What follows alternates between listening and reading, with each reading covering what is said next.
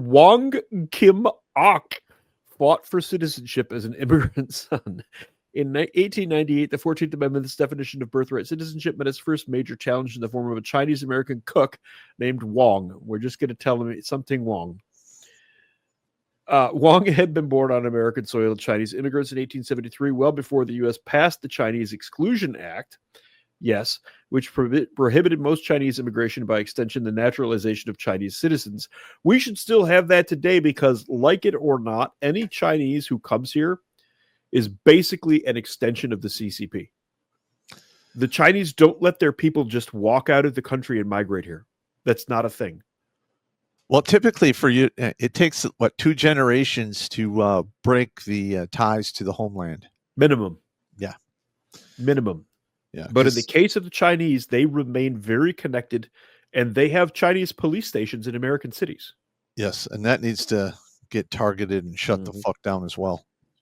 Yes, anyone associated with that needs to be deported and or deprived of their oxygen addiction. When Wong was denied re-entry into the U.S. after visiting China, he was forced to wait on a ship in San Francisco Harbor for months as his attorney pursued his case for citizenship. He was a test case selected by the Department of Justice in an attempt to prove that the Chinese people of Chinese descent weren't citizens. They weren't. They're Chinese. You have a country. I'm sorry. You have a country. Came over here to work. That's great. But you have a country. It's my opinion, by the way. This is all my opinion as far as this stuff goes. So I know there's people out there right now pulling their hair out and gnashing their teeth, and I don't care. His case went all the way to the Supreme Court, then something unexpected happened. Wong won. Ting Wong. The 14th Amendment, in a clear words and manifest intent, includes the children born within the territories of the United States of all other persons of whatever race or color domiciled within the United States, wrote Associate Justice Horace Gray in the majority opinion. Associate Justice Horace Gray, I am going to look you up because I have a bad feeling about you. Bring that up there. I'm just curious. When he won that Supreme Court case, I'm just wondering if the Republicans were the one that pushed for that to go through, or was it because that wasn't the Democrats? It was a different group that gets us strikes and gets us demonetized if we mention it too often. Oh yes, this is around the time that really started to kick in. Would that be a word that starts with a B? Yeah, possibly. Yes. Yeah. Okay. Yeah. They're closely related to the Bolsheviks. Oh God! All right. But the Bolsheviks wouldn't happen for another 20 years yet. Mm-hmm. Sorry about that. There, I said it. Bolsheviks. Bolsheviks. Now drink. That's a funny one. I like that a lot. To hold that the 14th Amendment of the Constitution excludes from citizenship the children born in the United States of citizens or subjects of other countries would be to deny citizenship to thousands of persons of English, Scotch, Irish, German, or other European parentage who have always been considered and treated as citizens of the United States. What a bald-faced lie to ourselves and our posterity. And at the time, America the Irish were worked to death. Yes. They were not cases. Even... they were put into indentured servitude. Yes. Worked to death. And then a lot of times their contracts were extended over like petty bullshit. Yes, that is exactly correct.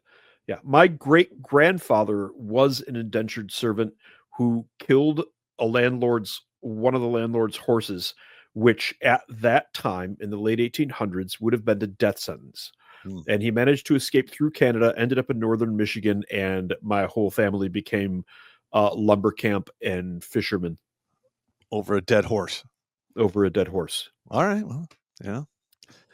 Everything's got to begin somewhere, right? Everybody's got to begin somewhere. I have a picture of my grandpa. You look at him and you're like, oh, you're fucking Irish.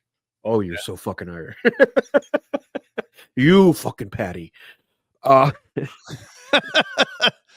that's true. The Scots went through that to an extent. The Scots settled here extensively right away. They were some of the first in here. They went up into the Appalachia. Those are Scots. Yeah. In the Appalachians, into like Tennessee and stuff like that, those are Scots. Most of them. The Irish and the German, these people were all here. That was the founding core values of our country, was those groups. To allow a Chinese American man citizenship didn't threaten white Americans, Gray suggested. Ourselves and our posterity. Again, I'm sorry. It just is what it is. You've got a big, beautiful nation. China's enormous. It's way bigger than the United States. Rather, taking his citizenship away would threaten the privilege and citizenship rights enjoyed by white Americans. Yeah, I am absolutely positive that this individual is of a certain persuasion who prefers a certain headgear. Now, we have people today if they get a chance to look back at what actually happened in history and they get the actual truth, it's pretty damning. Yeah, it straight up is. But that was a different time. Yes, it was a different time. Listen, if I got transported back to those times and I was talking like I am today, like, hey, everything should be, they'd hang me from a pole. Or you'd at least get laughed at and tarred and feathered. Yeah. I mean, I would be put into indentured servitude. Yeah, that would suck. Yeah. But that's just the way it was. Look, I've lived abroad. Whenever I've gone to a foreign country for any extended period of time, and this includes England, I recognized that I was a visitor there. I recognized that I was a guest there. I didn't walk around going, you have to treat me this way. You have to show me this respect. You have to do these things for me. I'm a fucking guest.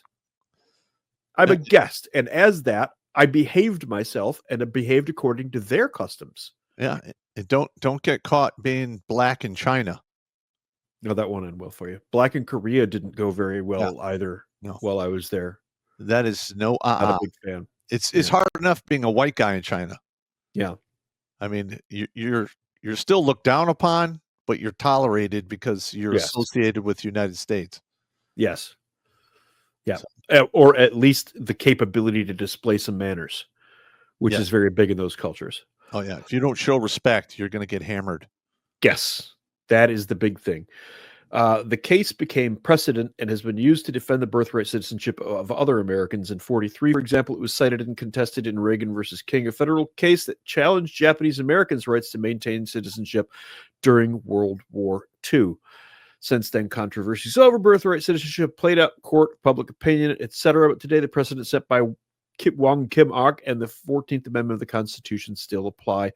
Look, in the case of the Japanese, we were at war.